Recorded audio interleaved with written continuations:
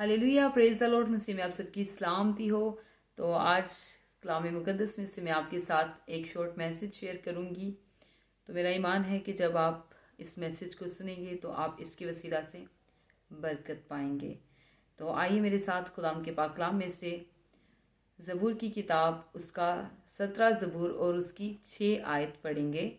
खुदाम की कलाम में ये लिखा है, ऐ खुदा मैंने तुझसे दुआ की है क्योंकि तू मुझे जवाब देगा। मेरी तरफ कान झुका और मेरी अर्ज सुन ले। आमीन। तो जब खुदा का कलाम हम पढ़ते हैं तो यहाँ पे हमें सीखने को मिलता है कि खुदा का बंदा दाऊद जो है वो खुदा से किस तरह से दुआ कर रहा है। आपने दाऊद की दुआओं पे कभी गौर किया है कि वो किस तरह से खुदा से दुआ करता था, वो किस तरह से खुदा से मांगता था। अगर हम अपनी दुआओं को देखें तो हमारी दुआओं का सर्कल जो है वो हमारी फैमिली के चारों तरफ ही घूमता रहता है। हम अपनी ज़रूरियात के लिए खुदावंद की हजूरी में बैठते ही एक लंबी चौड़ी लिस्ट रख देते हैं कि खुदावंद तू हमें ये भी दे दे, तू हमें ये भी दे दे, तो हमारे बच्चों को अच्छी जॉब दे दे, उनकी ज़िंदगी में ऐसे काम कर दे, उनकी ज़िंदगी में वैसे काम कर दे। हम एक लंबी चौड़ी लिस्ट जो है वो दुआ में बैठते ही खुदावंद की हजूरी में रख देते हैं। लेकिन अगर हम खुदावंद के बंदा दाऊद की दुआ देखें तो वो क्या कह रहा है कि ऐ खुदा मैंने तुझसे दुआ की है क्योंकि तू मुझे जवाब देगा। क्या आपने कभी अपनी दुआ में खुदा से ये कहा है कि खुदा मेरी नहीं बल्कि तेरी मर्जी जो मेरे लिए है वो पूरी हो?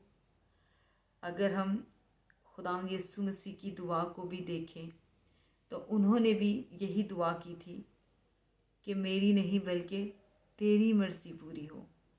तो क्या हम अपनी ही मर्जी तो खुदा की हजूरी में नहीं चलाते? क्या हम कभी खुदा की मर्जी को भी जानते हैं कि उसकी मर्जी हमारे लिए क्या है? तो खुदा का बंदा दाऊद जो है वो खुदा से कहता है, मेरी तरफ अपना कान झुका और मेरी अर्ज सुन ले। क्या हमने कभी खुदा से अर्ज किया है? कभी मिन्नत की दुआ की है? या फिर बस हम अपने तौर तरीके अपनाते हुए अपनी एक लंबी चौड़ी लिस्ट जो है वो खुदा के आगे रख देते हैं और खुदा की मर्जी को बिना जाने, बिना समझे, बिना खुदा से ये कहे कि खुदा तू मुझसे बात कर, जो तू मुझसे बात करेगा वो मेरे लिए बेहतर नहीं बल्कि बेहतर से बेहतरीन होगी। जो तू मेरे लिए सोचता है वो मेरी सोच से बढ़ के है। खुदा के कलाम में लिखा है कि तू बच तो तेरा घराना बचाया जाएगा। तो खुदा से दुआ किया करे कि खुदा मुझे तौफीक दे ताकि मैं बच पाऊं, हर तरह की बदी से बच जाऊं, हर तरह के गुनाह से बच जाऊं, हर तरह के सियात के फंदे से खुदा तू मुझे छुड़ाने की कुदरत रखता है और तू अपना फजल वाला हाथ बढ़ा के मुझे सियात के फंदे से छुड़ा। सियात मतलब अबलीस। तो खुदा से जब आप ऐसे दुआ करेंगे और खुदा से कहेंगे कि खुदा मेरी नहीं बल्कि मेरी ज़िंदगी में जो ज़िंदगी तूने मुझे दी है इस पे तेरी हुक्मरानी हो, इसमें तेरी मर्जी पूरी हो, जिस राह पे तू मुझे ले जाना चाहता है तू मुझे ले चल, क्योंकि खुदावन जब मैं बचूंगा तो तू मेरे घराने को भी बचाएगा, क्योंकि तू मेरे घराने की भी फिक्र करेगा, क्योंकि खुदा का वादा है कि तू बच तो तेरा घराना बचाया जाएगा। और हमारा खुदा जो है वो अपने वादों का सच्चा खुदा है, उसके वादे रास्त और अटल हैं। तो हमें अपनी दुआओं को भी सोचना है, उन पे भी गौर व फिक्र करनी है कि क्या हम बिला वजह सिर्फ बोलते ही तो नहीं जा रहे। क्या हमारी दुआओं में वाकई ही खुदा हमारे साथ है?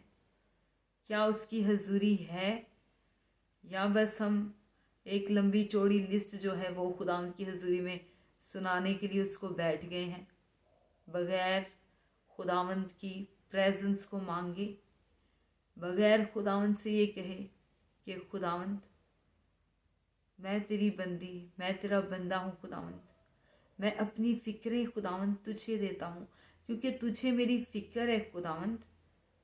तू खोई हुई भेड़ की तरह खुदावंद मेरी फिक्र करता है और मुझे भीड़ में से निकाल ले आता है, ढूंढ ले आता है, क्योंकि खुदावंद तू मुझे कभी भी तन्हा नहीं छोड़ता। जब कोई भेड़ खो जाती है तो खुदावंद 99 भेड़ों को छोड़ के उस एक भेड़ की फिक्र करता है जो खो जाती है। तो अगर आप भी दुनिया की रंगीनियों में खो गए हैं तो खुदावंद की हजूरी में बैठें, क्योंकि आप खुदावंद के लिए बहुत इम्पोर्टेंट हैं। अपना छोटा हाथ खुदावंद के बड़े हाथ में दे दें, क्योंकि जब आप अपना छोटा हाथ खुदा के बड़े हाथ में देंगे तो वो आपको कभी खोने नहीं देगा, वो आपको कभी गुम नहीं होने देगा, वो आपको कभी गिरने नहीं देगा। वो अपने जोरे बाजू से आपको संभालेगा और अपनी कुव्वत वाले हाथ से आपको उठा खड़ा करेगा। आमीन। तो जब भी दुआ करें हमेशा अपनी मर्जी नहीं बल्कि खुदावंद की मर्जी को भी जानने की कोशिश किया करें कि खुदा की हमारे लिए क्या मर्जी है, खुदा हमारे लिए क्या सोचता है, खुदा ने हमारे लिए क्या प्लानिंग की है। क्योंकि जब हम उससे दुआ करते हैं तो वो हम पे वाजिया करता है, वो हमें बताता है कि हमें किस राह पे चलना है। और सब्र का दामन जो है वो कभी नहीं छोड़ना। समटाइम ऐसा होता है कि बहुत मुश्किल सिचुएशन आ जाती है लाइफ में और इंसान डिसहार्ट हो जाता है, लेकिन डिसहार्ट नहीं होने देना। अपने आप को किसी भी सिचुएशन में सब्र का दामन थामे रखना है, क्योंकि खुदा अजर देने वाला खुदा है। खुदा आपके जाहिर से, आपके बातन से, आपकी हर एक चीज़ से वाकिफ़ है और वो आपकी सोच से बढ़ के आपके लिए सोचता है और आपको हर तरह की बरकत से नवाजता है। आमीन। God bless you. Praise the Lord.